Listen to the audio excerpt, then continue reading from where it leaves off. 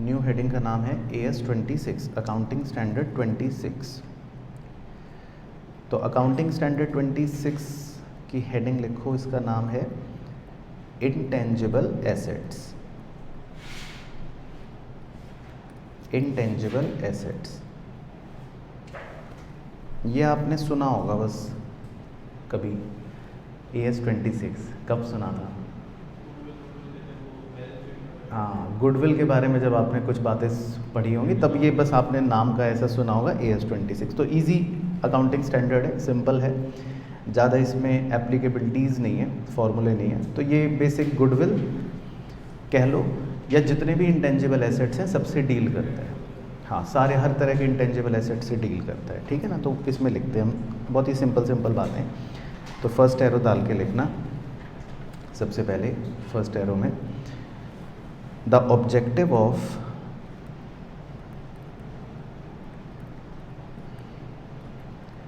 AS26 is to prescribe the accounting treatment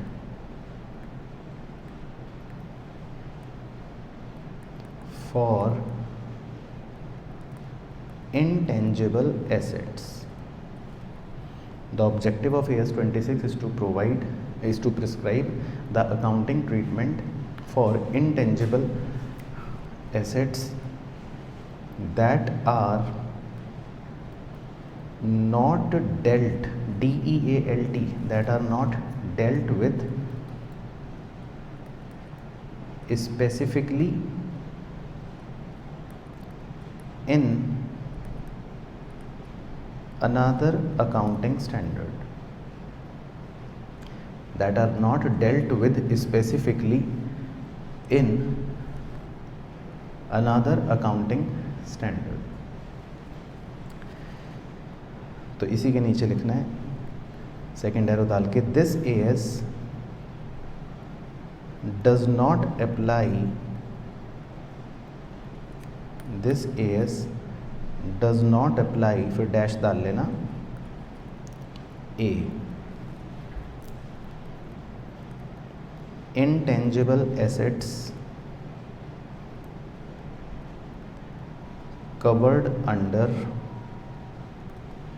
AS2 और AS7, B deferred tax assets bracket में AS22, C लीजेस bracket में AS19, D goodwill arising in या arising on अमैलगमेशन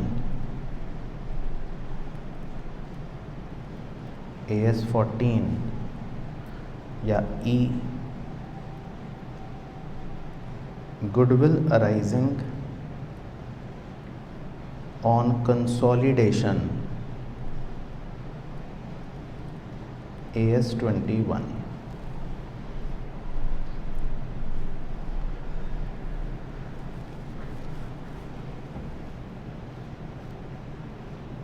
तो basically इतनी line का क्या मतलब है?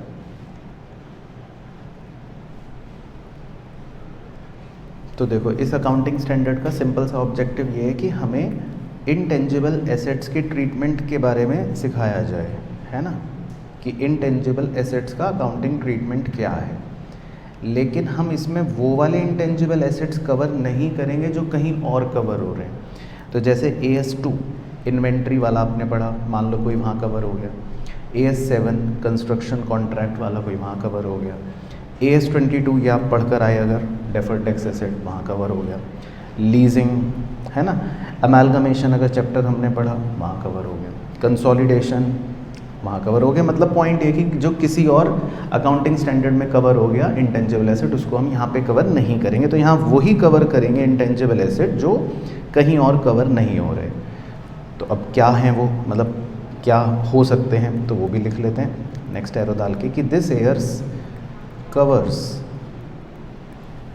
कुछ उदाहरण लिख लेते हैं कि भाई इस एएस में हम क्या कवर करेंगे। जैसे A, expenditure on advertising, comma training, comma startup cost, इसके बारे में आपको इसमें पढ़ाया जाएगा। B, research and development activities, इसके बारे में आपको इसमें पढ़ाया जाएगा।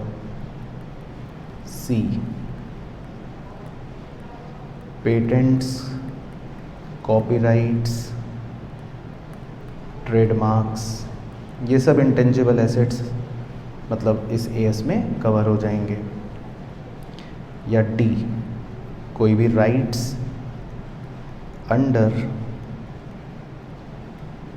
लाइसेंसिंग एग्रीमेंट्स, किसी भी तरह का आपके पास अगर अधिकार है ना, ब्रैकेट में लिख भी सकते हो एग्जाम्पल, जैसे वीडियो रिकॉर्डिंग्स,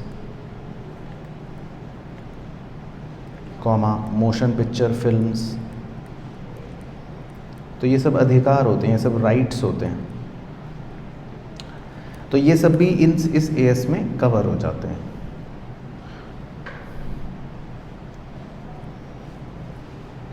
बाकी एक्सेप्ट,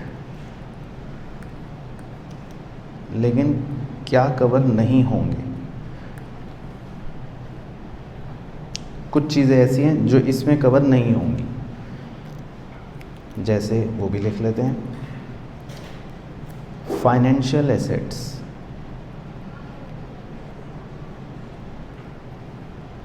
तो फाइनेंशियल एसेट्स मतलब हाँ शेयर्स या डिबेंचर्स। अब बच्चा कहता है सर शेयर्स डिबेंचर्स में हम इन्वेस्ट करते हैं, तो ये भी इंटेंजिबल है, हम देख तो सकते नहीं है, लेकिन ये यहाँ कवर नहीं होगा, है ना, क्योंकि जब हम इन्वेस्ट करते हैं शेयर्स के अंदर या डिबेंचर्स के अंदर तो वैसे वो कुछ का कोई फिजिकल एग्जिस्टेंस नहीं है, पर उसको हम इंटेंजिबल एसेट नहीं कहते, वो यहाँ कवर नहीं होएगा। इसी तरह बी, मिनरल्स, मिनरल राइट्स,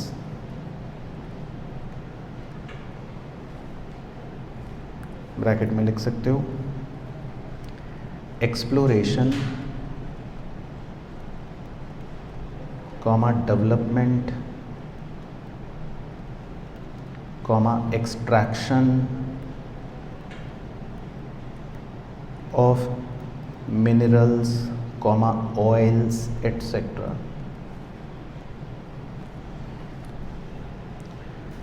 अब इसमें मिनरल राइट्स को कवर नहीं किया गया, मतलब जो रिसोर्सेज होते हैं, जैसे ऊपर हमने जो राइट्स कवर करे अगर आप ध्यान से देखो वो दूसरे तरह के, वो लाइसेंस राइट्स हैं, उसमें वीडियो रिकॉर्डिंग, मोशन फिल्म्स आ गए।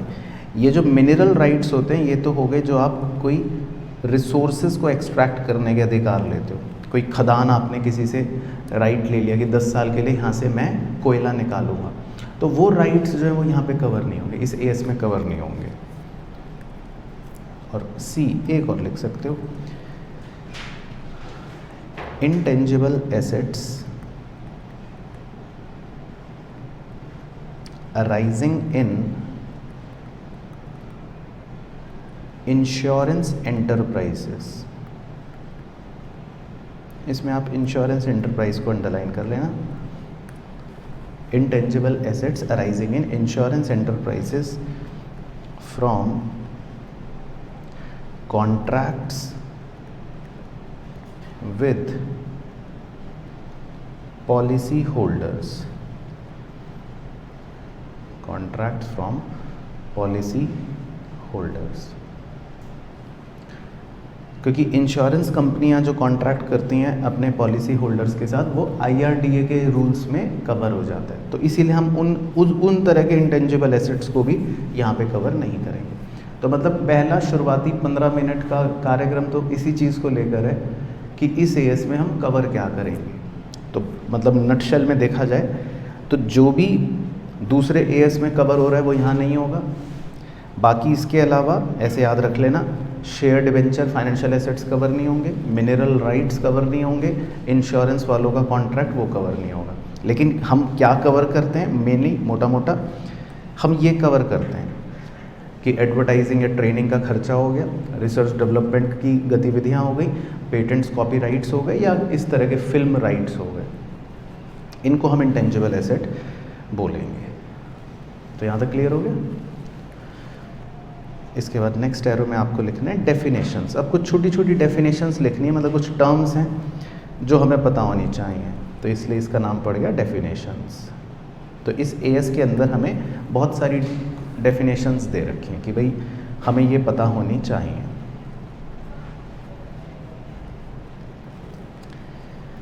तो जैसे देखो क्या क्या, ए पहली डेफिनेशन है मॉनेटरी एसेट।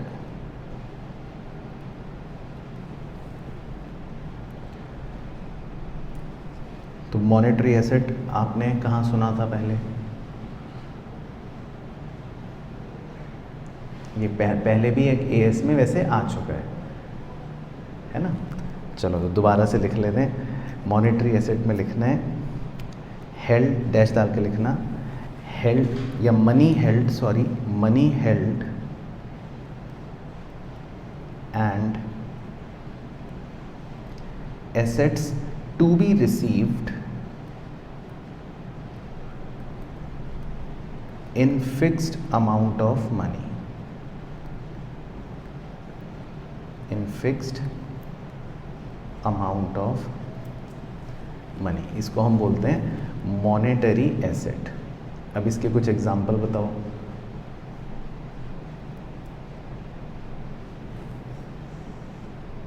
वो भी हमने पढ़े थे, जैसे कैश हो गया, तो कैश क्या है, वो तो आपके पास पैसा ऑलरेडी है ना, या कुछ कॉन्ट्रैक्ट्स हो गए, या कुछ ऐसी चीज़ें जिनसे आपको पैसा मिल जाएगा, ट्रेड रिसीवेबल हो गए, तो इनको बोलते हैं मॉनेटरी एसेट, है ना। तो ये आपने AS11 में या पहले सुन रखा है टर्म मॉनेटरी एसेट। तो मतलब सिंपल भाषा में आप समझ लो कैश, कैश या कैश की तरह है, जो बिल्कुल पता है कि ये फिक्स्ड अमाउंट हमें मिल जाएगा। इसीलिए देखो यहाँ लिखा भी है मनी हेल्ड, या तो आपके पास पैसा है, and assets to be received in fixed amount of money, आपको पता है कि इतने रुपए मिल जाएंगे, तो उसको हम मॉनेटरी एसेट कहते हैं। और बी नॉन मॉनेटरी एसेट। तो नॉन मॉनेटरी एसेट क्या? हाँ सिंपल, ज़्यादा दिमाग नहीं लगाया एएस ने। Those which are not monetary asset, जो मॉनेटरी एसेट नहीं है उनको कह दिया जी नॉन मॉनेटरी एसेट। तो इसमें आपको कोई टेंशन नहीं है, तो जो मॉनेटरी नहीं होगा वो इसका मतलब नॉन मॉनेटरी हो गया। उसके बाद सी, ये आपको पता होगी टर्म, इसका नाम है amortisation.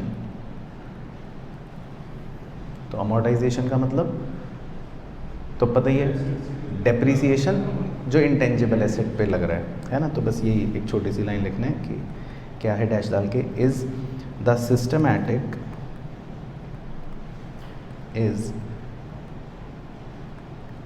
the systematic allocation of the depreciable amount of an intangible asset over its useful life. मतलब सेम डेप्रीसिएशन की डेफिनेशन है, बस इंटेंजिबल एसेट वर्ड आ गया। तो जब हम पीपी के लिए डेप्रीसिएशन की परिभाषा यूज़ करते हैं, वही अमोर्टाइजेशन की डेफिनेशन है इंटेंजिबल एसेट के लिए, कि भाई जो भी डेप्रीशिएबल अमाउंट है उस इंटेंजिबल एसेट का, उसको हम ओवर इट्स यूज़फुल लाइफ क्या कर रहे हैं, एलोकेट कर रहे हैं, ये मतलब हो गया। बाकी डेप्रीशिएबल अमाउंट ये हम पहले लिख चुके होंगे, आपने AS10 में लिखा था, लेकिन अगर याद है तो बताओ। इसका फॉर्मूला होता था डेप्रीशिएबल अमाउंट का मतलब क्या होता था, इज इक्वल टू, हाँ, cost of asset minus scrap value, बिल्कुल सही है ना, या एस्टिमेटेड रेसिडुअल वैल्यू, वो भी लिख लो, एक ही बात है। स्क्रैप वैल्यू का मतलब एस्टिमेटेड रेसिडुअल वैल्यू, कुछ भी कह सकते हो, एक ही बात है। और कॉस्ट भी आपको पता है वैसे तो, और एस्टिमेटेड रेसिडुअल वैल्यू भी आपको पता है, और यूज़फुल लाइफ ये भी आपको पता है। तो मतलब हालांकि इसमें 3 टर्म्स और हैं, एक है कॉस्ट, एक है रेसिडुअल वैल्यू और एक है यूज़फुल लाइफ, लेकिन आई होप वो तीनों हमको पता है ना। पीपी में भी हमने सेम पढ़ रखे हैं। कॉस्ट मतलब जो भी एसेट है उसकी लागत, उसको बनाने के लिए मान लो कुछ एट्रीब्यूटेबल खर्चे हुए, वो भी उसमें जुड़ जाएंगे। स्क्रैप वैल्यू मतलब कि जब एसेट ख़त्म हो जाएगा, उसकी लाइफ ख़त्म हो जाएगी, तो आप उसको कितने का बेच सकते हो। और यूज़फुल लाइफ का मतलब होता है 2 बातें, या तो नंबर ऑफ़ ईयर्स या number of expected production units, है ना। तो सेम चीज़ है। बाकी अभी एक एग्जांपल भी कर लेंगे तो उससे भी आपको क्लियर हो जाएगा। उसके बाद ई पॉइंट, एक और टर्म है active market.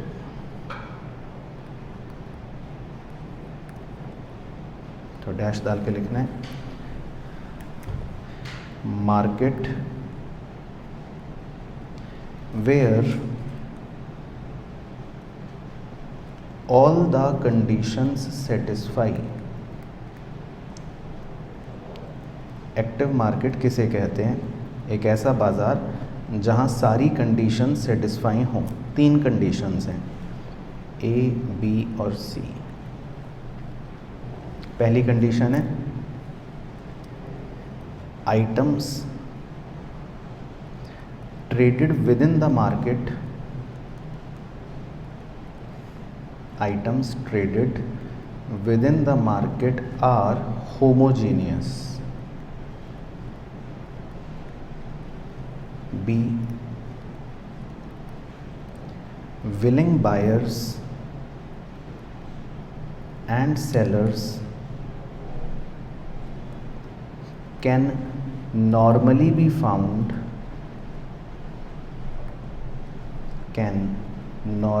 found at any time। और C, prices are available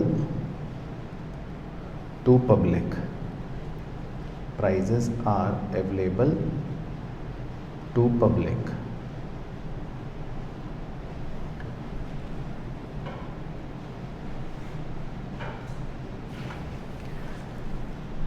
तो देखो, एक्टिव मार्केट वर्ड का मतलब ये है कि जिसमें तीनों कंडीशंस आपकी सेटिस्फाई हो रही हो, है ना। तो ये एक जेनरिक बात है। पहली बात तो ये कि जो भी आइटम्स उस बाज़ार में ट्रेड हो रहे हैं वो होमोजीनियस होने चाहिए। तो अगर जूते के बाज़ार में आप गए तो फिर ऑब्वियसली मार्केट को शू मार्केट कहा जाएगा, क्योंकि सब जूते बेच रहे हैं। दूसरी बात, वहाँ पे विलिंग बायर्स और विलिंग सेलर्स कभी भी मिल जाएं। अब जैसे मान लो आप कोई घर खरीद लो जंगल में, अब आप सोचो मेरे को इसको बेचना है, तो अब आपको दिक्कत आएगी, क्योंकि उसके विलिंग सेलर्स या विलिंग बायर्स एकदम से नहीं मिलेंगे, वो एक्टिव मार्केट नहीं है। तो इसका मतलब ये है कि जहाँ पे बहुत सारे बायर्स हों, बहुत सारे सेलर्स हों, जो कभी भी आपको मिल जाएं, तो वो एक कंडीशन हो गई। और तीसरी ये कि जो दाम है, प्राइसेस, वो ऐसा नहीं कि छुपे हुए का मतलब है कि कुछ प्रोडक्ट्स ऐसे हैं, मान लेते हैं, जिनका प्राइस पब्लिक को नहीं पता, जिसको ब्लैक मार्केट कह देते हैं। तो ऐसा नहीं होना चाहिए। तो पब्लिक तक प्राइसेस अवेलेबल रहने चाहिए, दाम की जानकारी होनी चाहिए कि ये इसकी मनी वैल्यू ये है, पब्लिक को मार्केट प्राइस पता होता है। तो जैसे शेयर बाज़ार आप मन में सोच सकते हो, वो इसका बेस्ट एग्जांपल है। शेयर बाज़ार में एक ही चीज़ ट्रेड हो रही है, shares. Active buyer active seller है, जिसको जब खरीदना है खरीदो, बेचना है बेचो, और दाम माथे पर लिखवा रखे हैं, भैया ये शेयर इतने रुपए का, ये इतने रुपए का, सबको पता है। तो वो एक एक्टिव मार्केट हो गया, है ना। तो बेसिकली एक परिभाषा, ये एक डेफिनेशन है एक्टिव मार्केट। तो तीनों कंडीशंस हमारी सेटिस्फाई होनी चाहिए, तब हम एक्टिव मार्केट बोलेंगे। उसके बाद एफ मतलब अगली डेफिनेशन है इम्पेयरमेंट लॉस। इम्पेयरमेंट लॉस, तो डैश डाल के लिखना, इसका मतलब है amount of carrying amount of asset exceeding its recoverable amount,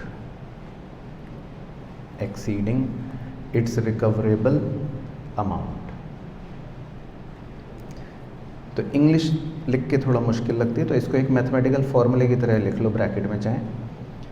mathematical formula हो गया carrying amount minus recoverable amount, उसको इम्पेयरमेंट लॉस बोलते हैं। और मज़ेदार बात यह है कि इम्पेयरमेंट लॉस जो है वो वैसे खुद अकाउंटिंग स्टैंडर्ड 28 में डील किया जाता है, AS 28 में। अब इसमें कैरिंग अमाउंट क्या होता है, बट वो हाँ पता होना चाहिए हमें कि कैरिंग अमाउंट किसे कहते हैं और रिकवरेबल अमाउंट किसे कहते हैं। तो कैरिंग अमाउंट तो आपको वैसे मैंने सिखा रखा है, तो क्या होता है आपके हिसाब से बुक वैल्यू, सिंपल भाषा में बुक वैल्यू, फिर भी परिभाषा लिख लेते हैं। तो कैरिंग अमाउंट उसे कहते हैं कि भाई amount at which an asset is recognized in balance sheet, comma net of accumulated amortization।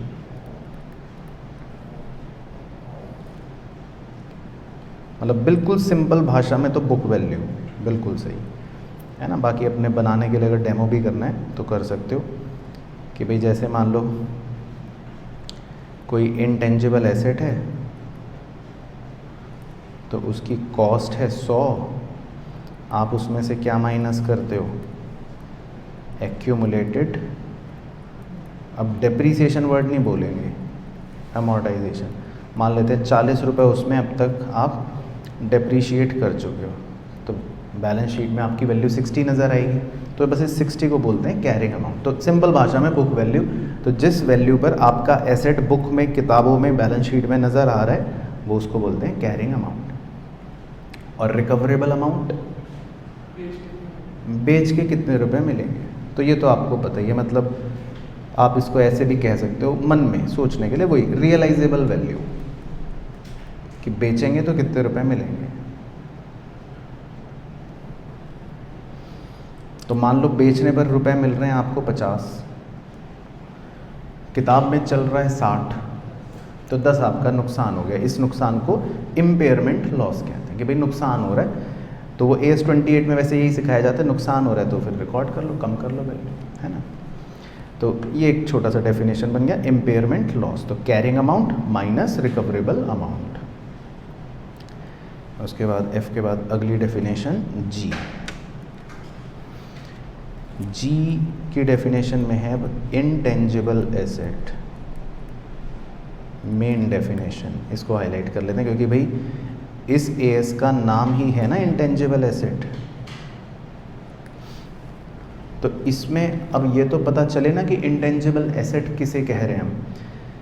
और एक डिस्क्लेमर भी यहाँ पे बता देता हूँ, क्लियर कर देता हूँ कि जो हमने ऊपर ये लिखे थे ना कि दिस AS कवर्स, तो ये इंक्लूसिव डेफिनेशन है। ऐसा नहीं कि बस ये 4 चीज़ें कवर कर रही है, मतलब ये तो बहुत कुछ कवर कर रही है। ये तो एक इंक्लूजन दे रखा है कि भाई इसमें ये भी हम कवर करेंगे, ये भी करेंगे, ये भी करेंगे, और भी बहुत सारी, सब सारे ही इंटेंजिबल एसेट टेक्निकली कवर करेंगे क्योंकि इस AS का तो नाम ही क्या है, इंटेंजिबल एसेट। तो इसमें सब कुछ कवर करेंगे हम, गुडविल भी कवर करेंगे, सब कुछ कवर करेंगे।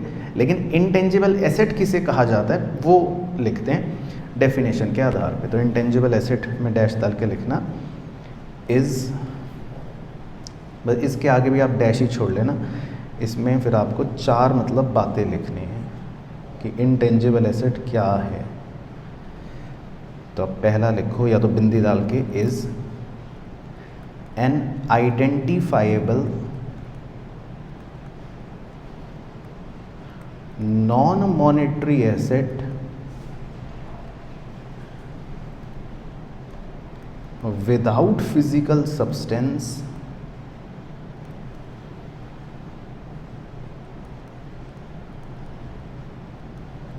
or held for use, production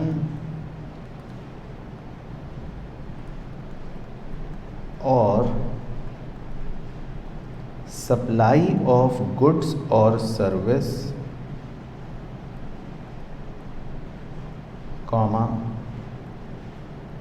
for rental, or for administrative purposes, or for administrative purposes.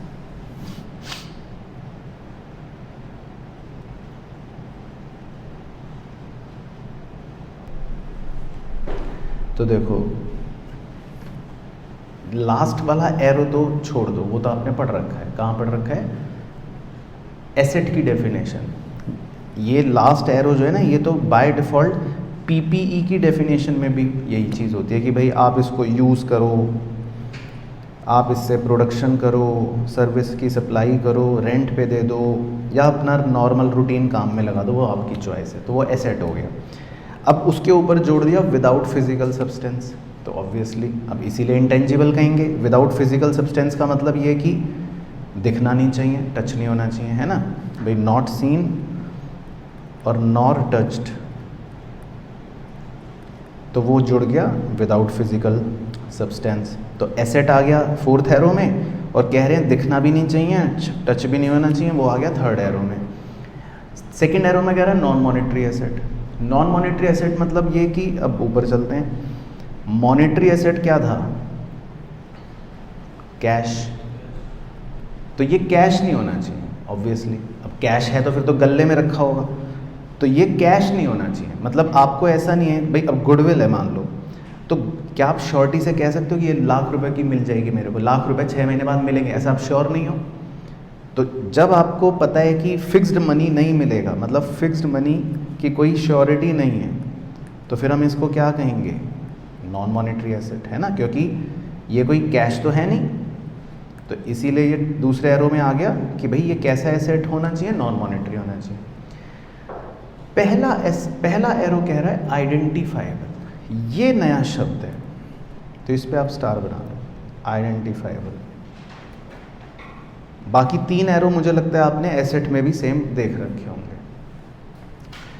अब आइडेंटिफाइबल का क्या मतलब हो गया, वो स्टार का लिंक नीचे डाल के लिख लेते हैं कि भाई आइडेंटिफाइबल ये क्या कह रहा है? आइडेंटिफाइबल, तो नीचे लिखते हैं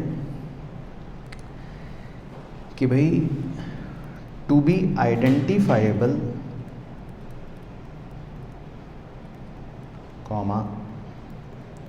it is necessary that the intangible asset is clearly distinguished from goodwill. Clearly distinguished from goodwill। इसका मतलब ये हो गया कि भाई आइडेंटिफाइबल का मतलब ये कि जो बिल्कुल अलग से पता लग जाए कि ये गुडविल नहीं है, जो गुडविल से अलग डिस्टिंग्विश किया जा सके बिल्कुल क्लियरली, तो हम कहेंगे कि ये आइडेंटिफाइबल। अगर कोई चीज़ पता ही नहीं चल रही, ऐसी लग रही है कि ये तो गुडविल ही लग रही है हमें, तो ये तो ब्रांड ही लग रहा है, तो फिर वो कोई मतलब आपकी आइडेंटिफाइबल नहीं है, मतलब जिसकी अलग पहचान हो गुडविल से हटके, ये मतलब हो गया। तो to be identifiable it is necessary that intangible asset is clearly distinguished from goodwill, full stop। इसी के आगे लिख लो एक और बात, an intangible asset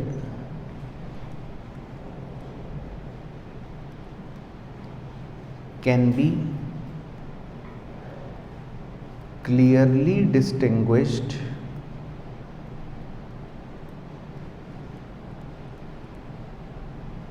from goodwill if the asset is separable, which means that enterprise could rent, sell, exchange or distribute it without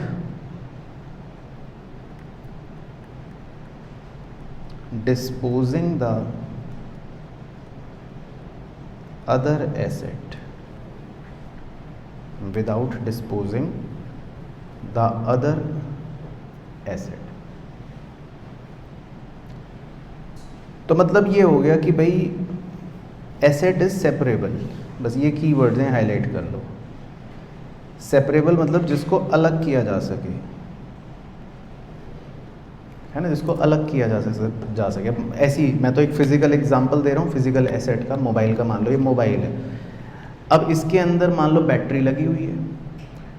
अब वैसे तो वो बैटरी इस मोबाइल का ही पार्ट मानी जाएगी, लेकिन अगर मान लो मुझे लगता है, या ऐसा अगर प्रैक्टिकली पॉसिबल है कि इस बैटरी को मैं अलग करके किसी को रेंट पे दे सकूं, या अगर मैं बैटरी ही खाली बेच सकूं, या मैं बैटरी को मतलब अलग से इस्तेमाल कर सकूं विदाउट डिस्पोजिंग मोबाइल अपना काम करता रहेगा, और बैटरी मैंने बेच दी, या बैटरी मैंने रेंट पे चढ़ा दी, तो मैं खाली बैटरी को कह सकता हूँ भाई तुम इसका मतलब सेपरेट हो, ये मतलब है। तो सेकंड पॉइंट का अगर आप मतलब पढ़ोगे तो ऐसा लिखा है कि intangible asset can be clearly distinguishable from goodwill if the asset is separable, which means, बस विच मीन्स के आगे पढ़ लेना, इसका मतलब है the enterprise could rent, sell, exchange और distribute it without disposing the other asset. कि भाई मैं मोबाइल को तो बेच नहीं रहा, लेकिन मैं अपनी बैटरी को चाहे रेंट पर दे दूं, चाहे बेच दूं, चाहे एक्सचेंज कर दूं, तो इसका मतलब बैटरी अलग है, मोबाइल अलग है। तो इस चीज़ को बोलते हैं सेपरेबल। तो मतलब एक सिंपल भाषा में ये हो गया कि उस एसेट की अपनी एक अलग पहचान होनी चाहिए। तो इस अलग पहचान को उसने कह दिया आइडेंटिफाइबल, ये मतलब है। तो इनटेंजिबल एसेट जो है ना, वो बेसिकली चार बातों को मिलाकर कहा जा रहा है एएस की परिभाषा के अनुसार, कि भाई आइडेंटिफाइबल हो, अलग हो, और उसकी कोई फिजिकल सब्सटेंस ना हो, एग्जिस्टेंस ना हो, नॉन मॉनेटरी एसेट हो, और यूज़ कर सको, आप ये कर सको, वो कर सको, तो उसको हम इंटेंजिबल एसेट कहेंगे। तो क्लियर हो गया डेफिनेशन? तो कितनी डेफिनेशन हो गई आपकी? जी, बस। तो डेफिनेशंस तो मतलब आपकी ख़त्म हो गई। अब उसके बाद नेक्स्ट एरो डालना है वापस से, नेक्स्ट हेडिंग, नेक्स्ट एरो का नाम है recognition and initial measurement of intangible asset। recognition and initial measurement of intangible asset। तो इसको आप चाहे हाईलाइट कर लो, ये मेन हेडिंग हो गई हमारी।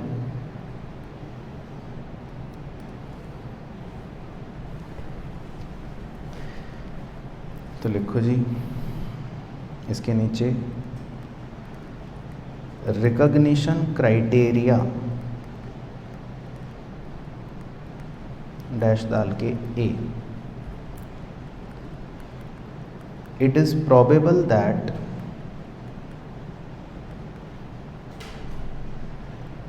Future economic benefits that are attributable to the asset will flow to the enterprise. B, cost of asset can be measured reliably, cost of asset can be measured reliably, और इसके नीचे star डाल के लिख लेना, an intangible asset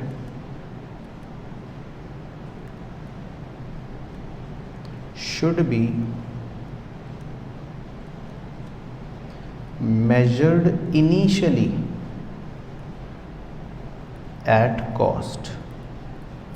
cost word को आप highlight कर लो।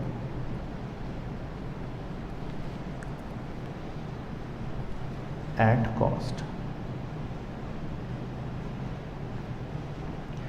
तो बहुत ही सिंपल बात कही गई है इस पॉइंट में। तो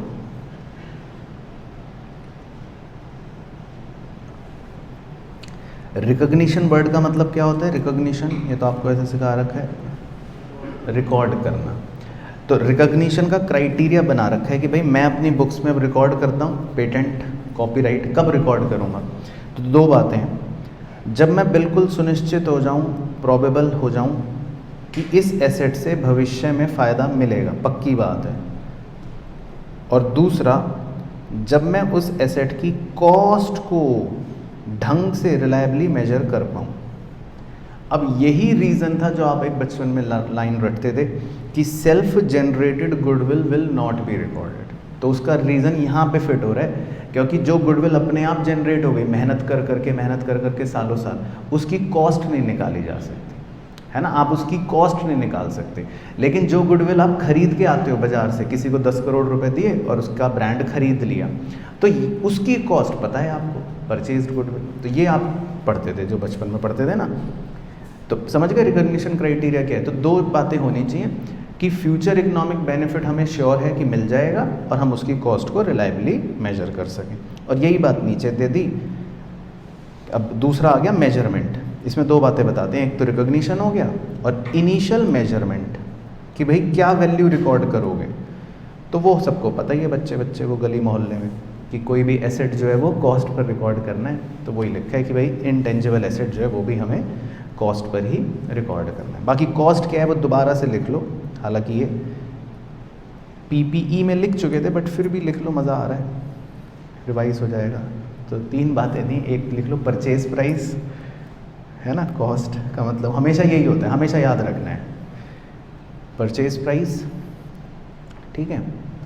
ड्यूटीज़ एंड टैक्सेस जो भी मान लो लगे, ब्रैकेट में कौन से वाले?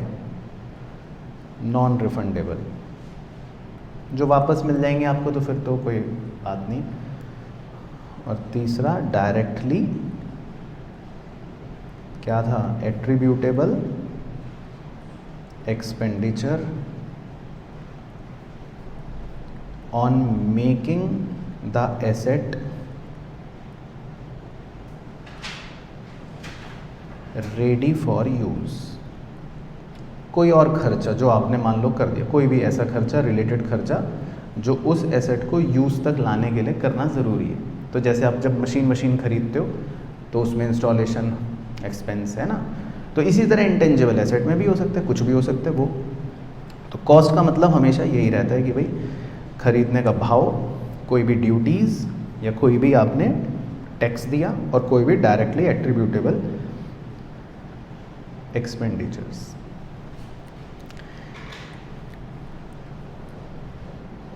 अब इसके नीचे हमें दो बादल बनाने हैं। तो बादल चाहे आप बाद में बना लेना, मतलब साइज़ देख कर कि कितना बड़ा लिखना है, वैसे तो छोटे छोटे दो बादल हैं। तो पहले में तो लिखना है अमैलगमेशन, हेडिंग डालनी है AS14।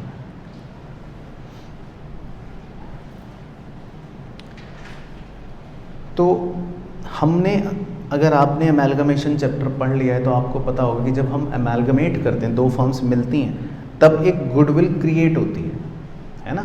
या तो गुडविल या कैपिटल रिजर्व, परचेज्ड मेथड होता है ना, परचेज मेथड के अंदर। तो जब हम अमैलगमेशन कर रहे होते हैं तो उसमें ऑटोमेटिकली गुडविल की वैल्यू आ जाती है ना? जैसे उसमें आपका एक फॉर्मूला होता है गुडविल की वैल्यू का। क्या होता है फॉर्मूला? कि purchase consideration minus net assets, वो एक एंट्री करते हैं ना, मतलब जैसे बचपन में 12th में भी आप करते थे, जैसे अभी लिखना मत कि आपने सारे सन्ड्री एसेट्स डेबिट करे, सारी सन्ड्री लाइबिलिटीज़ क्रेडिट करी, और वेंडर को जितने रुपए देने हैं आपको परचेज कंसिडरेशन वो क्रेडिट कर दिया, तो आपका एक वैल्यू ऊपर बचता था बैलेंस, तो वो क्या होता था, गुडविल। तो मतलब अमेलगमेशन के टाइम पर AS 14 के अनुसार हम गुडविल की वैल्यू कह रहे हैं इसको बुक्स में रिकॉर्ड करेंगे, और बुक्स में जो रिकॉर्ड करेंगे तो किस वैल्यू पर रिकॉर्ड करेंगे, ये जो है, ये मतलब है इसका, ठीक है ना। तो बस आप इसमें एंट्री मत लिखो, वो तो खैर आपने चैप्टर अगर पढ़ रखा है तो उसमें है ही, तो बस इसमें ये लिखना है, एक छोटी सी बात। तो आप ऐसी हेडिंग डाल लो बस, अमेलगमेशन AS 14, तो इसमें आप लिख लेना कि intangible asset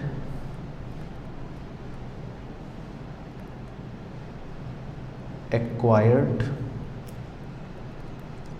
in amalgamation in nature of purchase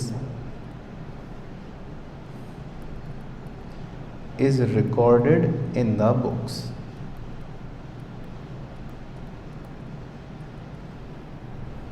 बस, और AS 14 आपके हिसाब से रिकॉर्ड करना बस। तो मतलब ये है एक पॉइंट कि जब हम अमेलगमेशन करते हैं और नेचर ऑफ परचेज होता है, तब वो गुडविल जो होती है हम उसको रिकॉर्ड करेंगे।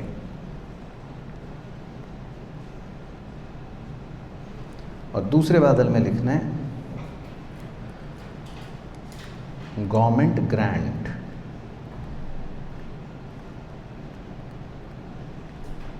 तो गवर्नमेंट ग्रांट, ये भी आपने एक अकाउंटिंग स्टैंडर्ड अगर पढ़ा है, कौन सा, 12, 14 तो हो गया अमेलगमेशन। AS 12, तो उसमें क्या होता था, उसमें अगर आपको छोटी सी स्टोरी दोबारा याद दिलवाऊँ, लेट से कि सरकार आपको कहती थी, ये सरकार है, ये आपकी कंपनी है, सरकार कहती थी लेट से कि हम आपको ना एक ग्रांट दे रहे हैं और उसमें आपको एक पेटेंट दे देते हैं, लेट से। तो आपको सरकार की तरफ से एक ग्रांट मिल जाता था किसी भी फॉर्म में, एसेट हो या किसी भी फॉर्म में। तो लेट से सरकार ने आपको पेटेंट दे दिया, और अब हो सकता है ये आपको फ्री में मिला हो। तो याद है मैंने आपको इसमें यहाँ बताया था कि फ्री का मतलब होता है या तो नॉमिनल वैल्यू पर मिला हो, कि सरकार कहती है चलो ठीक है, दिखाने के लिए बुक्स में आप 1 रुपये दिखा दो, या फिर आपको बहुत सस्ते दाम पे मिला हो, सरकार ने कहा हम आपको पेटेंट ये सिर्फ मात्र 10,000 रुपये में दे देते हैं, जो भी वॉटेवर।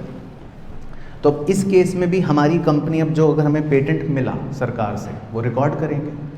तो किस वैल्यू पर रिकॉर्ड करेंगे, नॉमिनल वैल्यू। अगर फ्री में मिल रहा है तो नॉमिनल वैल्यू, नहीं तो जितने रुपए होंगे वो। तो इसमें भी बस यही बात लिखनी है कि भाई intangible asset received as grant is recorded in the books, is recorded in the books at cost और नॉमिनल वैल्यू, जो भी मतलब केस होगा। तो ये भी आपने मतलब एक तरह से सिंपल, अगर AS 12 याद है तो उसमें भी ये बात कर रखी है। तो अगर सरकार ने फ्री में दिया तो 1 रुपये लिख लेंगे, सरकार ने सस्ते दाम में दिया तो जो भी दाम है वो लिख लेंगे।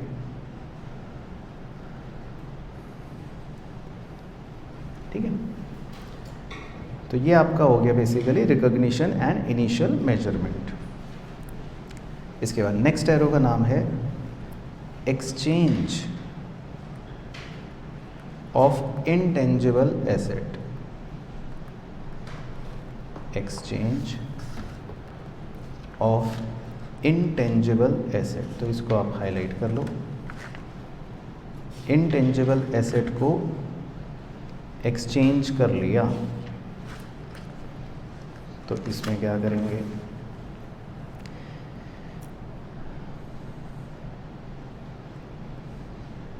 तो इसमें लिख लो exchanged intangible asset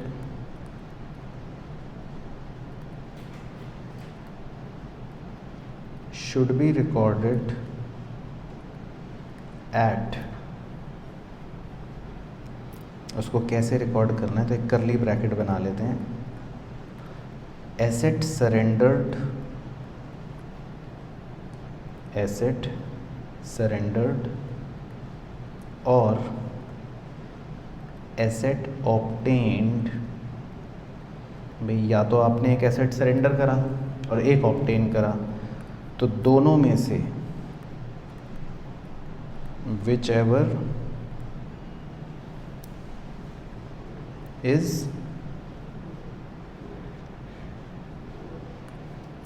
लोअर, तो ऐसा बच्चे सोचते हैं, तो which ever is more clearly evident.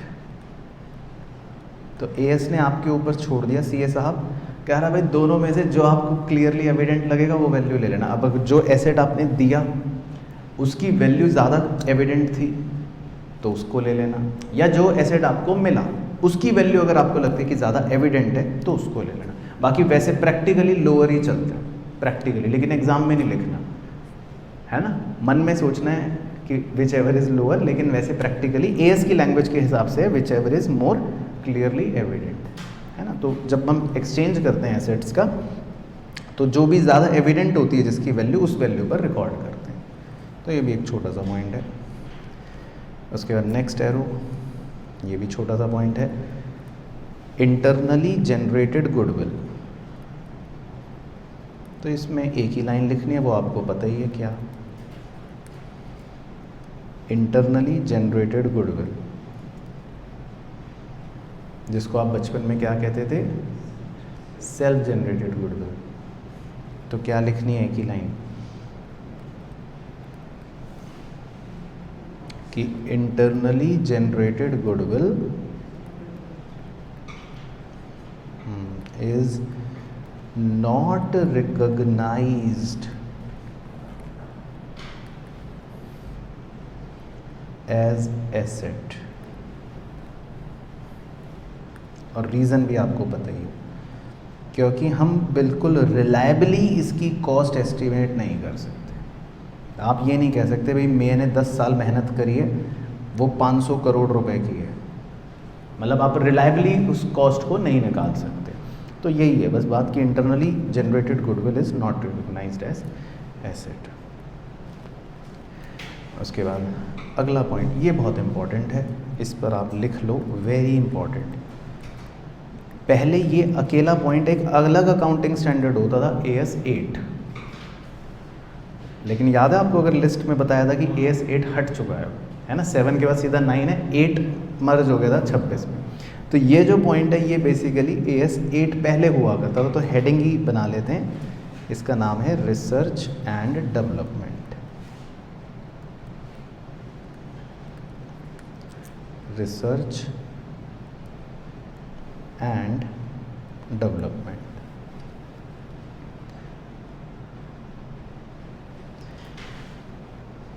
जिसको लोग कहते हैं शॉर्ट में R&D, रिसर्च एंड डेवलपमेंट। तो अब इसका क्या मतलब है, क्योंकि इसके ट्रीटमेंट्स बड़े ही अच्छे हैं AS 26 के अनुसार। रिसर्च का मतलब लिख लो, रिसर्च का मतलब होता है वेयर नॉलेज इज गेन्ड। जब आप एक ऐसे दौर में होते हो जब आप ज्ञान की प्राप्ति कर रहे हो, उसको रिसर्च कहते हैं। और डेवलपमेंट का मतलब है phase where knowledge gained is applied। तो डेवलपमेंट उसे कहते हैं, उस फेज को कहते हैं जब आपने जो ज्ञान प्राप्त करा है उस ज्ञान को अब अप्लाई कर रहे हो। तो ये फ़र्क है। तो रिसर्च मतलब ज्ञान की प्राप्ति, और डेवलपमेंट मतलब एक ऐसा दौर कि जो ज्ञान आपने प्राप्त करा है उसको अप्लाई कर रहे हो। तो मतलब अगर हम इसको अपने एग्जांपल में लें तो अभी आपका रिसर्च चल रहा है, अभी आप ज्ञान प्राप्त कर रहे हैं। जब आप CA बन जाओगे फिर डेवलपमेंट फेज हो गया, वो एक तरह से सिंपल भाषा में यही मतलब है ना। लेकिन कुछ एग्जाम्पल्स लिखने, तो रिसर्च के हम इसी के नीचे लिखते हैं एग्जाम्पल्स की, भाई कुछ उदाहरण दिए गए हैं कि किन बातों को रिसर्च की श्रेणी में कहा जाएगा। तो ऐसे लिख लो, जैसे नंबर 1 एग्जाम्पल्स हैं, कि भाई activities aimed at obtaining new knowledge, आप कोई नई नॉलेज लेने जा रहे हो। Second, search for comma evaluation and final selection of comma applications of research findings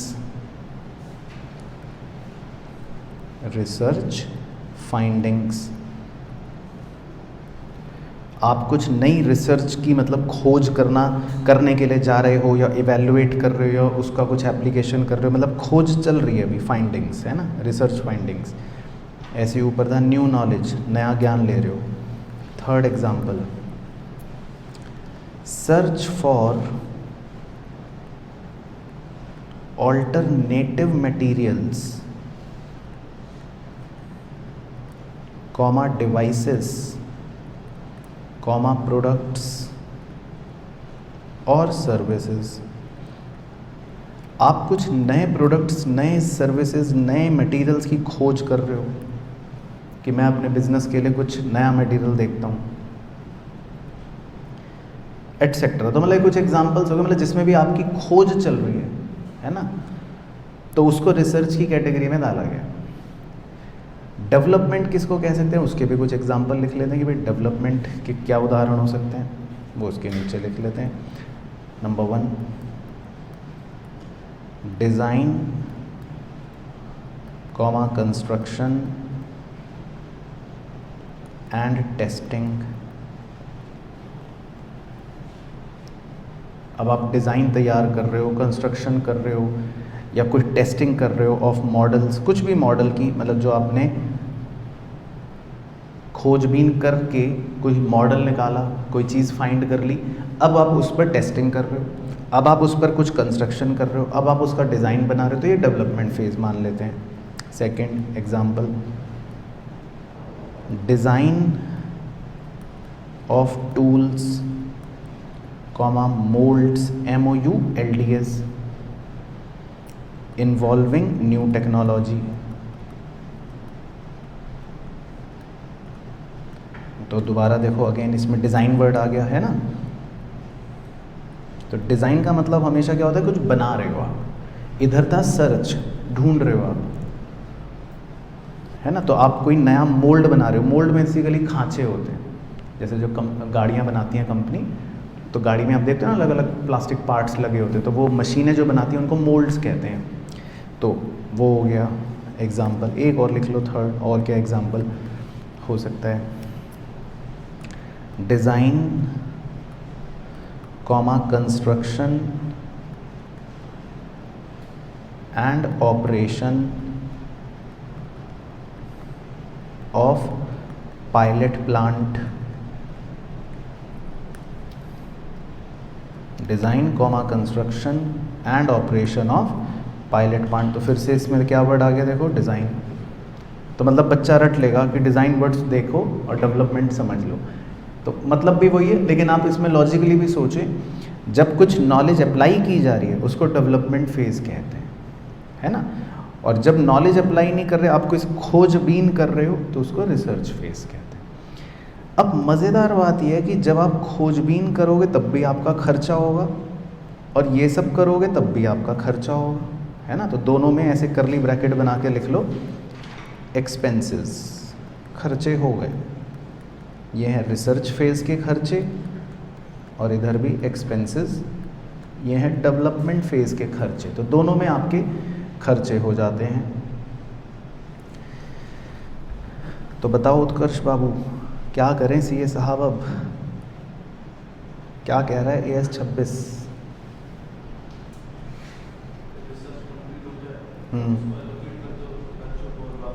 और जब तक रिसर्च वाले चल रही है,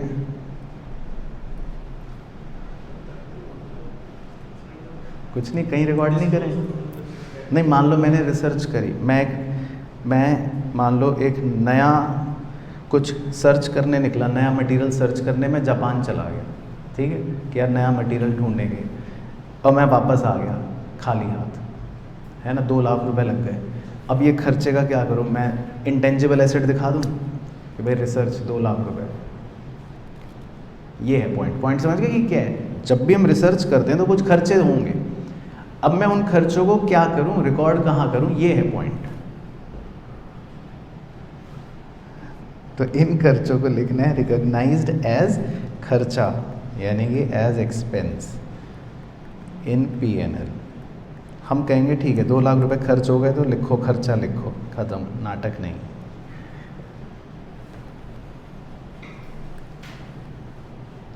लेकिन जब हम डेवलपमेंट फेज में होते हैं ना, जब हम डेवलपमेंट फेज में खर्चे करते हैं और बाकी कंडीशन में मान के चल रहा हूँ वो सेटिस्फाई हो रही है कि भाई हम श्योर हैं फ्यूचर में बेनिफिट होगा। मान लो मैं जापान गया, 2 लाख रुपए, वो तो रिसर्च कर ली। अब मैं मान लो कोई नया मटेरियल लाया, अब उस नए मटेरियल पे मैंने कोई नया डिज़ाइन बना रहा हूँ और मुझे अब इससे लग रहा है कि यार ये तो बहुत यूनिक चीज़ बन गई, इससे तो मेरा नया प्रोडक्ट बनेगा, मार्केट में बड़ा फ़ायदा होगा, लेट से। तो अब वो जो डेवलपमेंट में मेरा खर्चा हो गया और अब मैं श्योर भी हूँ कि भविष्य में इससे मुझे फ्यूचर में फ़ायदा मिलने वाला है, तो AS 26 कहता है कि अब आप इन खर्चों को एसेट की तरह रिकॉग्नाइज कर लो, यानी इन खर्चों को कैपिटलाइज किया जाता है एज पर AS 26। ये इंटेंजिबल एसेट बन गए। ये है क्लासिक कहानी। तो आप इसमें ऐसे ही लिख लो कि ये रिकॉग्नाइज्ड हम करते हैं एज एसेट।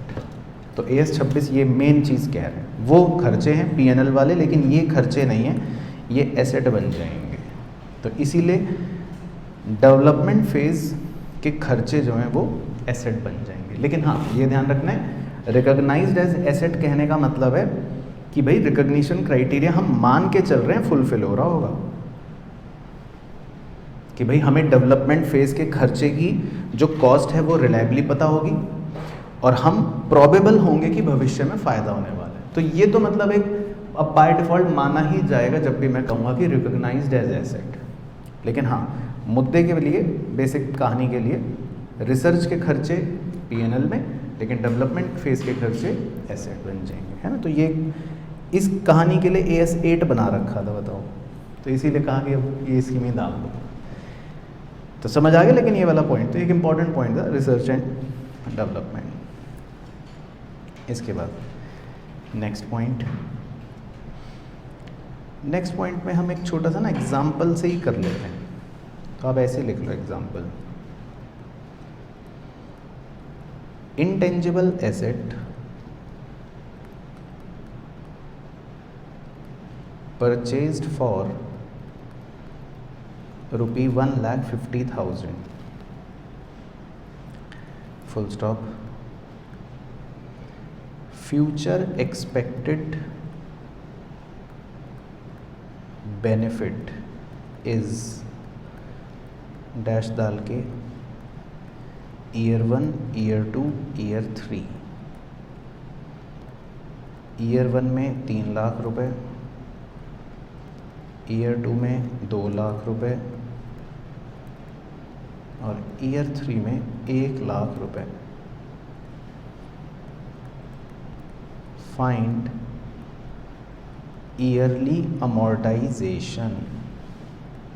चलो 2 मिनट आपको दे देता हूँ, पहले आप खुद ही निकालो ताकि मुझे पढ़ाना ही ना पड़े। मतलब आप अपने दिमाग से निकालो कि भाई मान लो आपने एक इंटेंजिबल एसेट खरीदा है 1.5 लाख रुपए का, ठीक है, और भविष्य में आने वाले जो 3 वर्ष हैं उन 3 वर्षों में ये कह रहा है कि भाई ये बेनिफिट हो सकता है, तो आपको प्रति वर्ष का अमोर्टाइजेशन निकालना है। ठीक है, तो बिल्कुल सही, यही आ रहा है। तो जैसे हम वो करते थे ना, production unit method CA foundation के अंदर एक होता था, तो वही है, बिल्कुल सही आपने जो निकाला, सोचा, बिल्कुल सही।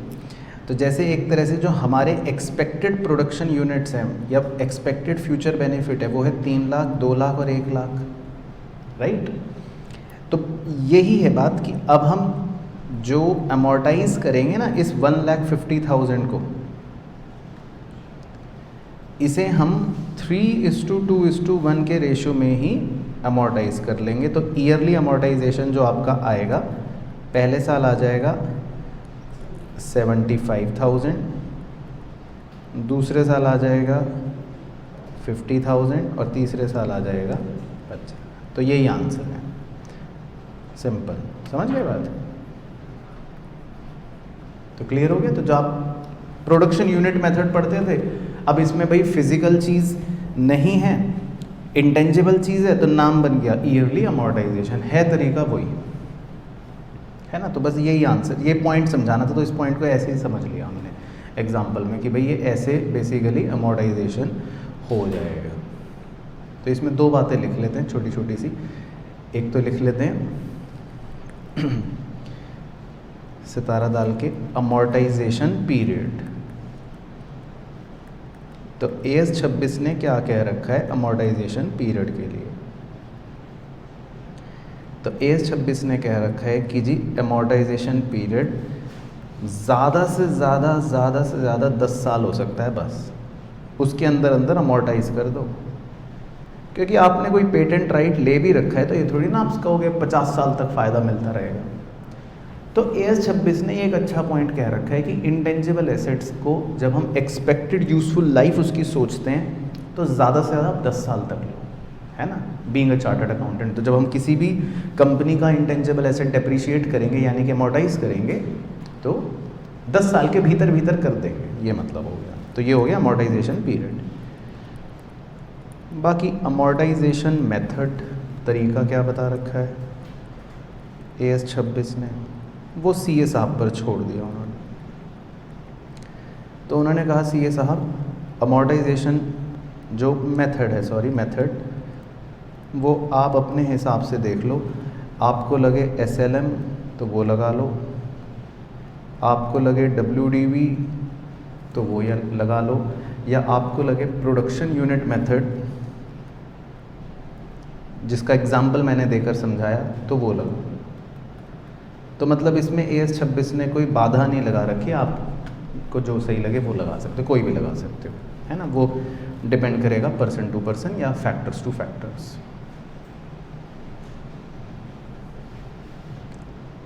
चलो, तो ये हो गया आपका ये वाला पॉइंट। इसके बाद सेकंड लास्ट एरो, बस दो बातें और बची हैं। सेकंड लास्ट एरो में आपको लिखना है रिटायरमेंट एंड डिस्पोजल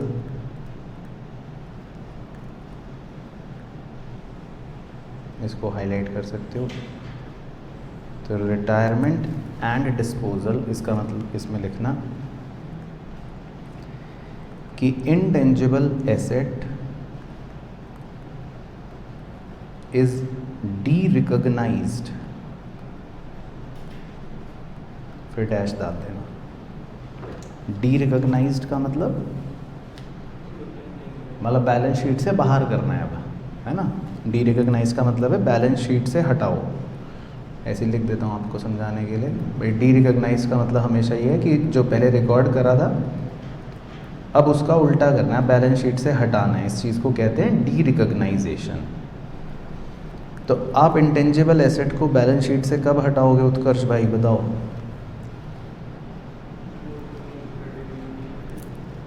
अच्छा, इतनी होशियारी, मतलब बिल्कुल सही बात है वैसे, लेकिन हम दो बातें कह देते हैं कि भाई या तो व्हेन इट इज़ डिस्पोज्ड, या तो आपने उसको बेच दिया या मतलब डिस्पोज कर दिया, कुछ भी ख़राब कर दिया, बेकार कर दिया या बेकार हो गया,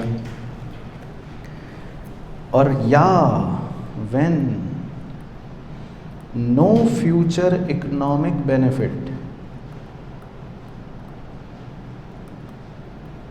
आर एक्सपेक्टेड, या अब आपको लग रहा है अब ये बेकार हो चुका है, अब ये मेरे लिए भविष्य में कोई फ़ायदा नहीं देगा।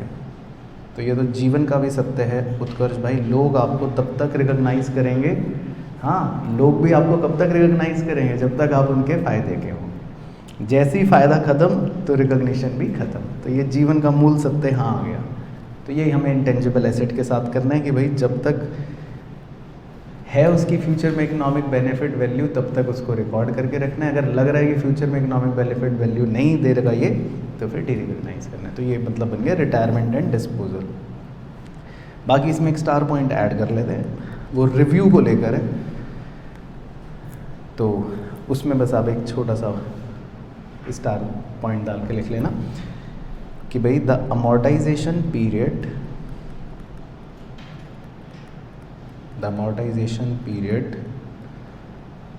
एंड अमोर्टाइजेशन मेथड, है ना, दो बातें जो हमने ऊपर स्टार में लिखी नहीं। The amortisation period and amortisation method should be, should लिखा है देखो AS 26 ने, should be reviewed at least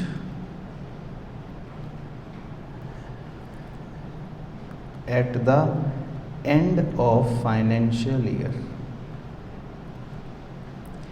तो सिंपल सरल भाषा में हर साल। तो जो भी आपका अमोर्टाइजेशन पीरियड है और जो भी वो मेथड आप अपना रहे हो, उसे हर साल आपको रिव्यू करना है, क्योंकि कई बार चेंज हो जाता है। आपने ये भी CA फाउंडेशन में पढ़ा होगा, जैसे हम डेप्रीशिएट करते थे किसी मशीन को, 3 साल बाद हमें लगता था अब इसकी यूज़फुल लाइफ रीअसेस हो गई, चेंज हो गई, होता था ना। तो सेम चीज़ इंटेंजिबल एसेट के साथ है। तो इसमें हमें हर साल उसके पीरियड को और मेथड को रिव्यू करना है कि अगर मान लो लगे ज़रूरत चेंज करने की तो चेंज कर लेंगे, है ना। और लास्ट है वो, बस लास्ट पॉइंट, फिर ख़त्म हो जाएगा पूरा। इसका नाम है डिस्क्लोजर, कि भाई क्या बातें डिस्क्लोज करनी है ताकि यूज़र को आप सब बताओ, कुछ छुपाना नहीं है। तो उसमें लिख लो कुछ बेसिक बातें, 3-4 पॉइंट्स हैं। Number 1, useful life. Number 2, amortisation rate used, यानी कि आप कितनी यूज़फुल लाइफ मान रहे हो अपने इंटेंजिबल एसेट की, कितना रेट अप्लाई कर रहे हो अगर जो भी SLMWD भी। नंबर 3, ग्रॉस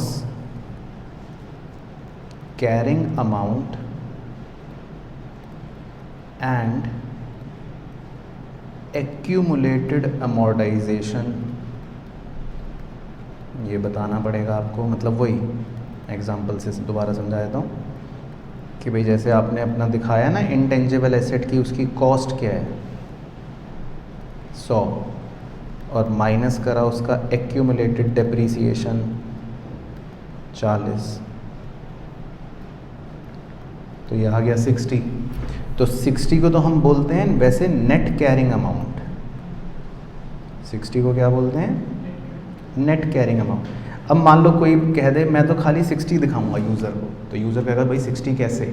तो आपको दोनों चीज़ें बतानी है, ग्रॉस कैरिंग अमाउंट भी और उसका एक्यूमुलेटेड अमोर्टाइजेशन भी, ताकि यूज़र को पता तो चले भाई कितने का था, कितना घिस चुके हो, कितना बचा है, ये मतलब हो गया। तो आपको ग्रॉस कैरिंग अमाउंट और एक्यूमुलेटेड अमोर्टाइजेशन ये डिस्क्लोज करना है। नंबर 4, अमोर्टाइजेशन मेथड यूज्ड, कौन सा मेथड लगा रहे हो ये भी बताओ, है ना। यूज़र भी देखो, मतलब यूज़र कहता मुझे सब चीज़ चाहिए, तो वैसे तो आप कह सकते हो भाई तुझे क्या, मैं कोई भी मेथड लगाऊं, लेकिन उसे डिस्क्लोज हमें करना पड़ेगा भाई हमने इस मेथड से करा है अमोर्टाइजेशन। और इसके अलावा मतलब है तो और भी पॉइंट, लेकिन नंबर 5 ये इम्पॉर्टेंट है, reconciliation of carrying amount in the beginning and at the end.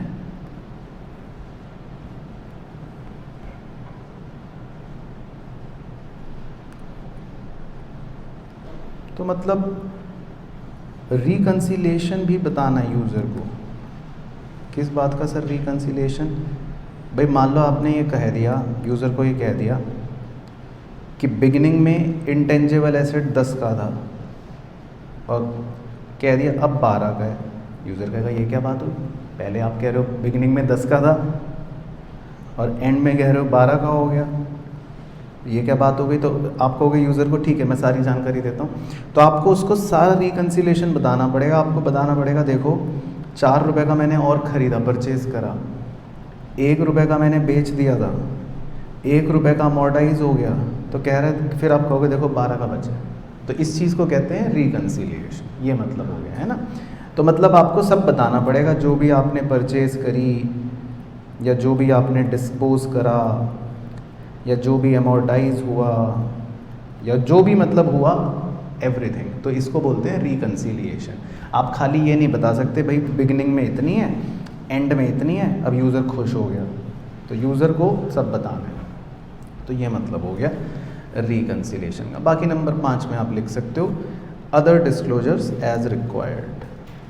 कुछ और भी डिस्क्लोजर्स होते हैं, मतलब समय समय पर अगर ज़रूरी पड़े तो वो भी हम डिस्क्लोज़ कर सकते हैं। तो ये पॉइंट इसलिए लिखते हैं ताकि आप बच्चे ये ना सोचें कि खाली 4 ही बातें, मतलब और भी बातें हो सकती हैं, वो डिपेंड करता है कि कंपनी टू कंपनी या केस टू केस। ठीक है, तो क्लियर हो गई कहानी इसकी। चलो, तो इसके बस छोटे से क्वेश्चंस हैं, वो और देख लेते हैं, फिर पूरा समाप्ति हो जाएगा। चलो, तो ये है इलस्ट्रेशन 1, बस ये इम्पॉर्टेंट है, आप इसमें चाहे मार्क कर लेना एग्ज़ाम के लिए। ABC limited developed know how by incurring expenditure of 20 lakh. तो एक कंपनी है, उसने नो हाउ क्रिएट करा। अब नो हाउ ये वर्ड आपको पता शायद लगेगा कि भाई ये क्या है, नो हाउ क्या होता है नो हाउ।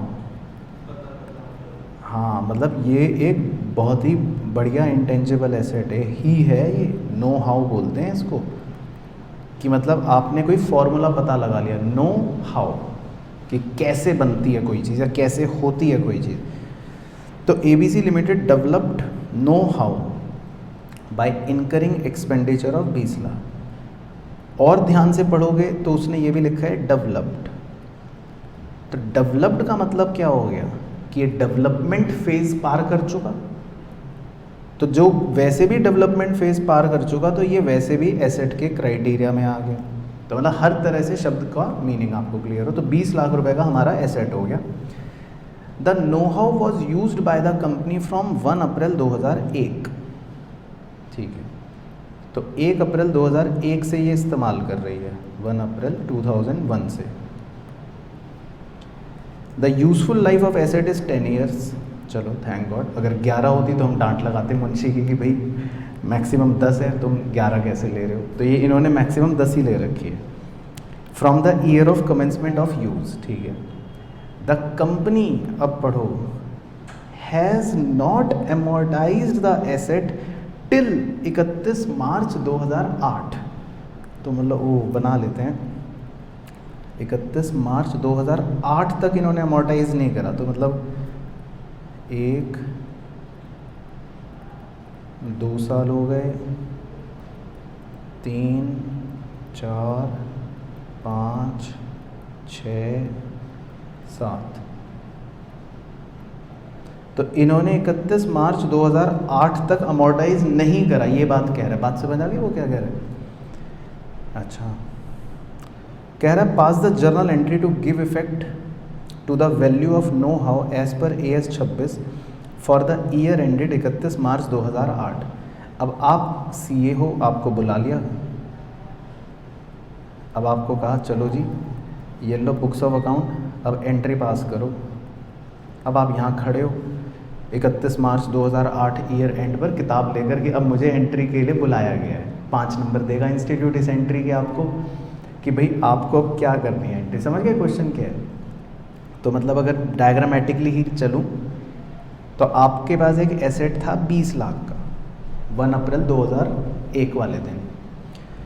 अच्छा, इसकी लाइफ जो थी वो कितनी थी, 10 साल। तो टेक्निकली आपको हर साल कितना अमोर्टाइज करना चाहिए था, 2 लाख रुपए।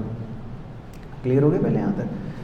तो अब अगर हम कैलकुलेशन लेकर चलें, आप गिनती करते रहना, तो 2 लाख रुपए 1 साल का 2, फिर 2 4, 6 8 10 12 लाख और इस साल का 14 लाख। तो इस एसेट को टेक्निकली 14 लाख रुपए अमोर्टाइज हो जाना चाहिए था। बात सही है। यानी कि आज इस एसेट की वैल्यू खाली 6 लाख बचनी चाहिए थी। अब अगर मुझे एसेट की वैल्यू को 14 लाख रुपए कम करना है, तो आज जब मैं रिकॉर्ड करूँगा एंट्री, तो ये बात तो तय है कि एसेट को क्रेडिट करूँगा 14 लाख से, ये तो कहीं बात चेंज नहीं होगी, क्योंकि मुझे अब इस एसेट की वैल्यू को 14 लाख कम करना है। अब एक तरीका तो ये है कि भाई लो 14 लाख एसेट गया, भेड़ दो पीएनएल में 14 लाख खर्चा इस साल का डेबिट, ठीक है। तो ये सही हो जाएगा? नहीं, क्योंकि ये पूरे 14 लाख इस साल का खर्चा नहीं है। इस साल का खर्चा तो सिर्फ कितना है? 2 लाख। तो हम पूरे 14 लाख को पीएनएल में तो नहीं चार्ज कर सकते, क्योंकि पीएनएल तो खाली इस साल का खर्चा लेगा। तो इस साल का खर्चा तो हम खाली 2 लाख ही चार्ज करेंगे पीएनएल में। अब बाकी जो बच गया उसका क्या करें? 12 लाख का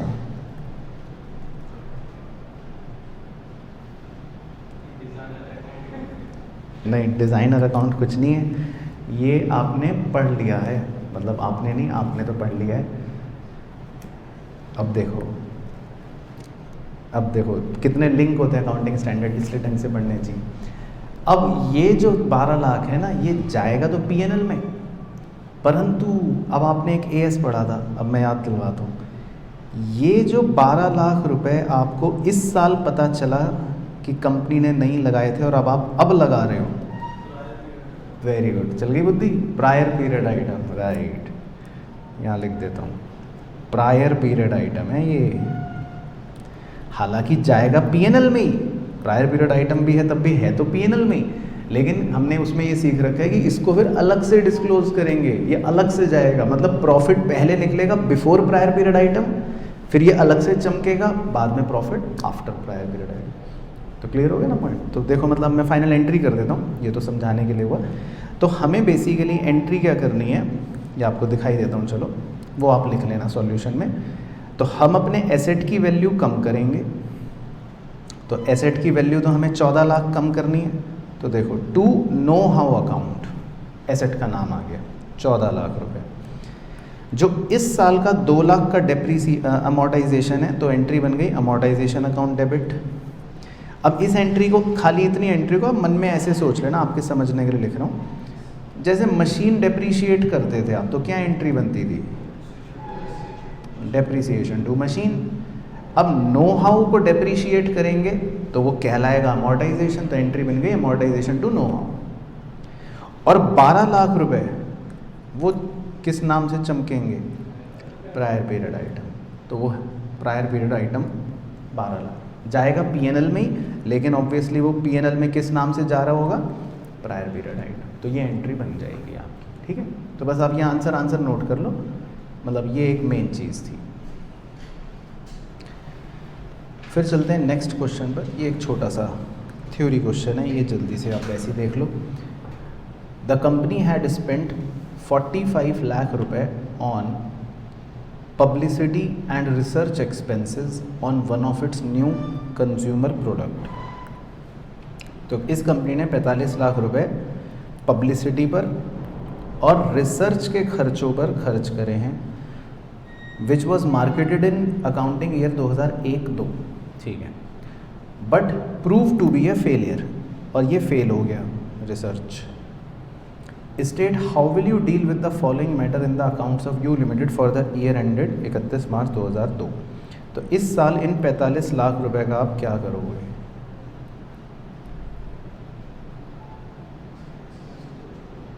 और रीज़न,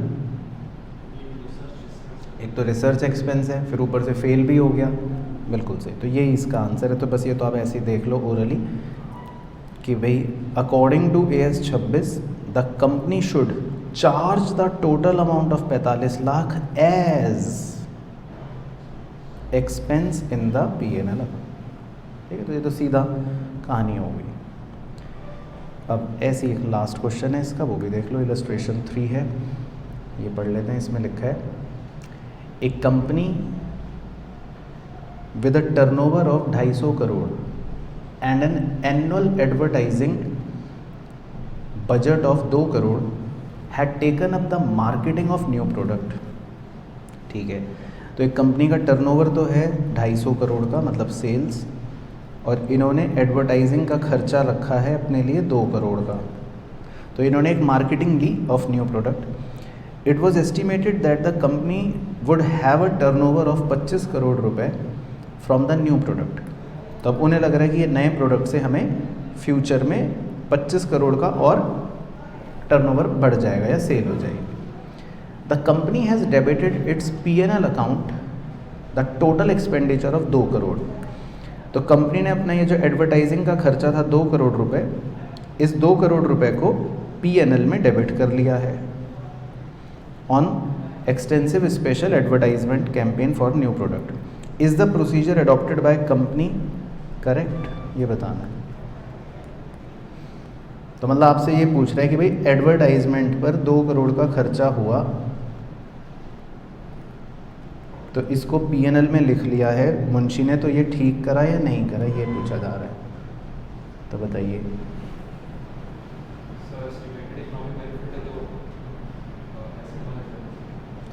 हाँ, लेकिन वो हमने पढ़ा था किस में, जब हम डेवलपमेंट फेज में कर रहे थे। तो बताओ एडवर्टाइजमेंट का खर्चा, तो ये पॉइंट मैंने लिखवाया नहीं जानबूझ के, मैंने सोचा था आपको यहाँ पे टेस्ट करूँगा। तो एडवर्टाइजमेंट का खर्चा जो है वो कभी भी कैपिटलाइज नहीं होगा। तो मतलब ये है कि ये जो खर्चा है, ये जो एडवर्टाइजमेंट का 2 करोड़ रुपए है, ये P&L में ही डेबिट होना चाहिए लॉजिकली। तो इसमें मतलब कोई गड़बड़ नहीं है ना। तो आंसर मैं दिखा भी देता हूँ आपको कि भाई AS 26 मेंशंस दैट कि एडवर्टाइजमेंट खर्चे या प्रमोशनल एक्टिविटी के खर्चे should be recognised as expense when incurred. ठीक है ना। तो ये बात हमें हमेशा वैसे भी लॉजिकली भी ध्यान रखनी है। अब जैसे आप अगर इसको मशीन के एंगल से भी सोचो, आपने मशीन खरीदी कोई नई और एडवर्टाइजमेंट कराओ उसके लिए, तो क्या आप इसको बिजनेस एडवर्टाइजमेंट, बिजनेस प्रमोशन को मशीन की कॉस्ट में जोड़ते थे? नहीं। तो जब भी ये प्रमोशनल खर्चे एडवर्टाइजमेंट के एक्सपेंस होते हैं, तो ये कभी भी हमारे कॉस्ट का पार्ट नहीं होते या एसेट नहीं होते, ये एक्सपेंस ही होते हैं, है ना। मैं आपको दिखा भी देता हूँ एक बार बुक में एग्जैक्ट की कहाँ ये बात दे रखी है। ये देखो यहाँ पर एक पॉइंट है लॉजिकल सा कि भाई कुछ एग्जाम्पल्स हैं ऐसे खर्चों के जिन्हें हम एक्सपेंस मानते हैं, मतलब जो जो एक्सपेंस ही हैं। अब जैसे मान लो कोई स्टार्टअप एक्टिविटी की कॉस्ट लग गई, है ना, जैसे इनॉग्रेशन एक्सपेंस आपने उसमें भी लिखा था AS 10 में PPE में, तो वो कोई एसेट की कॉस्ट में नहीं जुड़ेगा। या आप अपने एम्प्लॉयज़ को ट्रेनिंग दे रहे हो, वो कोई एसेट की कॉस्ट में नहीं जुड़ेगा, ये एक्सपेंस है। ये देखो ये वाला पढ़ो, ये आपका expenditure on advertisement and promotional activity, तो ये भी एक्सपेंस है, कोई एसेट की कॉस्ट में नहीं जुड़ेगा। और इसी तरह मान लो कोई आप रीलोकेटिंग या रीऑर्गेनाइजिंग कर रहे हो, एक जगह से दूसरी जगह जा रहे हो, तो ये एसेट की कॉस्ट में नहीं जुड़ेगा। तो ये सब बेसिक एक्सपेंसेस हैं जिनके एग्जाम्पल्स आपको दे रखे।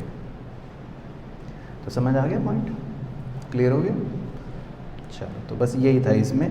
तो यही 3 क्वेश्चंस थे, बाकी जो बातें थी वो तो AS 26 की हो ही गई। चलो डन।